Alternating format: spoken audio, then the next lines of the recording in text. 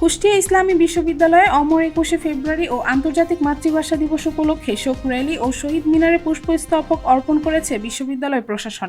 দিবসটি উপলক্ষে দিবাগত রাতে ক্যাম্পাস চত্বরে শোক র্যালি শেষে ১২টা ১ মিনিটে বিশ্ববিদ্যালয়ের শহীদ মিনারে পুষ্পস্তবক অর্পণ করে ভাষা শহীদদের প্রতি বিনম্র শ্রদ্ধা নিবেদন করেন উপাচার্য প্রফেসর ডক্টর নকিব মোহাম্মদ নসরুল্লাহ। এরপর একে একে বিশ্ববিদ্যালয়ের জিয়া পরিষদ, প্রতিটা ডিপার্টমেন্ট ও ছাত্রদল সহ বিভিন্ন সংগঠনে শ্রদ্ধা নিবেদন শেষে শহীদদের আত্মার মাগফিরাত কামনায় দোয়া অনুষ্ঠিত হয়।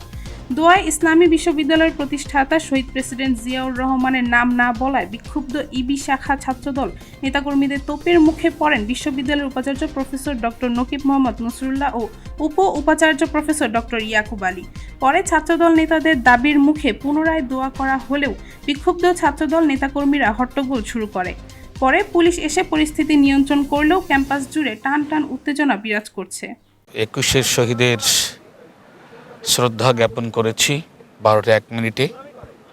আমরা জানি ১৯৫২ সালে সালাম বরকত, রফিক জব্বার আত্মাহুতি দিয়েছিল বাংলা ভাষাকে রাষ্ট্রভাষা করার লক্ষ্যে।